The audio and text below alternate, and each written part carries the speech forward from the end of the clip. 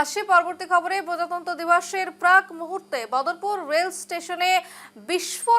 বিস্ফোরক সামগ্রী সহ গ্রেপ্তার যুবক। জানা যাচ্ছে শুক্রবার সন্ধ্যায় বদরপুর রেল স্টেশনে রুটিন তল্লাশির সময় 1 নম্বর প্ল্যাটফর্মে এক যুবকের চলাফেরা দেখে সন্দেহ হয় বদরপুর জিআরপির এবং যুবককে তল্লাশি করলে তার কাছ থেকে বিস্ফোরক সামগ্রী উদ্ধার হয়। সঙ্গে সঙ্গে তাকে আটক করে জিআরপি এবং ধৃত যুবককে শ্রীভূমি জেলা নিলামবাজার থানার উষারানী গ্রামের অখিল আলী বলে শনাক্ত করা হয়েছে এবং এদিন তার কাছ থেকে প্রায় 10,000 বিস্ফোরক সামগ্রী বাজেয়াপ্ত করা হয়েছে। যে খবর উঠে আসছে একেবারে বদরপুর থেকে এবং আমরা জানি যে প্রজাতন্ত্র দিবস সামনেই রয়েছে এবং একেবারে প্রজাতন্ত্র দিবসের প্রাক মুহূর্তে বদরপুর রেল স্টেশন থেকে বিস্ফোরক সামগ্রী সহ গ্রেপ্তার এক যুবক এবং জানা যাচ্ছে শুক্রবার সন্ধ্যায় বদরপুর রেল স্টেশনে যে রুটিন তল্লাশি হয় সেই সময় 1 নম্বর প্ল্যাটফর্মে এই যুবকের চলাফেরা দেখে সন্দেহ হয় জিআরপির এবং তারপরে তাকে তল্লাশি করা হয় এবং তল্লাশি করার পরেই কিন্তু সঙ্গে সঙ্গে তাকে আটক করা হয়, কারণ তার কাছ থেকে বিস্ফোরক সামগ্রী উদ্ধার করা হয় এবং অখিল আলী বলে শনাক্ত করা হয়েছে এবং এদিন তার কাছ থেকে প্রায় 10,000 বিস্ফোরক সামগ্রী বাজেয়াপ্ত করা হয়েছে। খবর সম্পর্কে বিস্তারিত জানবো। এই মুহূর্তে আমার সঙ্গে সরাসরি রয়েছে আমাদের প্রতিনিধি সৌমিত্র দাস। সৌমিত্র, যে খবর উঠে আসছে বদরপুর থেকে রেল স্টেশনে বিস্ফোরক সামগ্রী উদ্ধার হয়েছে এবং যুবকও গ্রেপ্তার হয়েছে, ঠিক কি ঘটনা ঘটেছে এবং পুলিশের হাতে ইতিমধ্যে কি কি তথ্য রয়েছে? দেখো, বলতে হবে যে সমাগত গণরাজ্য দিবস প্রজাতন্ত্র দিবস এবং প্রজাতন্ত্র দিবস উপলক্ষে যেহেতু সমগ্র দেশ জুড়ে চলছে ব্যাপক প্রস্তুতি, সেই সময় যে সীমান্ত জেলা ভারত বাংলাদেশ সীমান্ত জেলার বদরপুরে যে বৃহৎ পরিমাণের যে বিস্ফোরণ সামগ্রী উদ্ধার হয়েছে সেটা নিয়ে এই মুহূর্তে জনগণের মধ্যে আতঙ্কের সৃষ্টি হয়েছে এবং যার ফলে যে জনমনে এক আতঙ্ক বিরাজ করছে যে এই বৃহৎ পরিমাণের যে বিস্ফোরণ সামগ্রী সেই সামগ্রী কোথা থেকে নিয়ে এলো এই অখিল আলী। এবং গতকাল যখন রুটিন তল্লাশি চালায় জিআরপি এবং এই রুটিন তল্লাশির সময় জিআরপির এক বলতে হবে বৃহৎ সফলতা,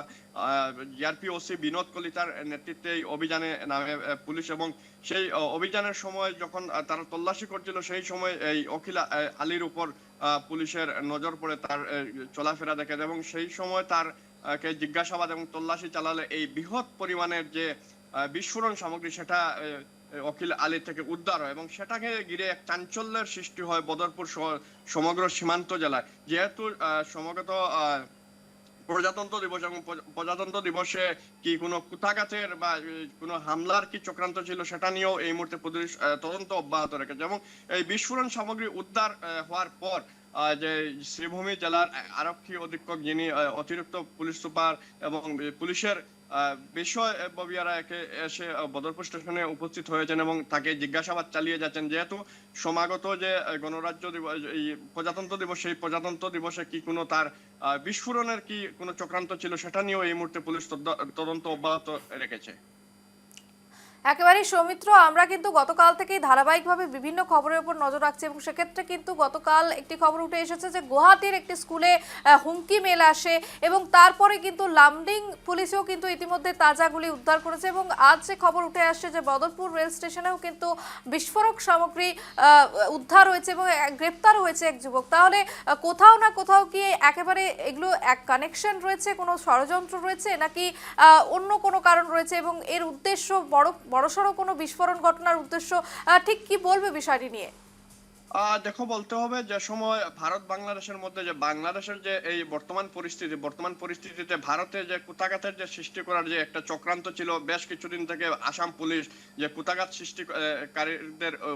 এই মুহূর্তে ধরতে সক্ষম হচ্ছে এবং যেহেতু সীমান্ত জেলা এবং আসামের সীমান্তে যে বাংলাদেশের সীমান্ত রয়েছে সেই সীমান্ত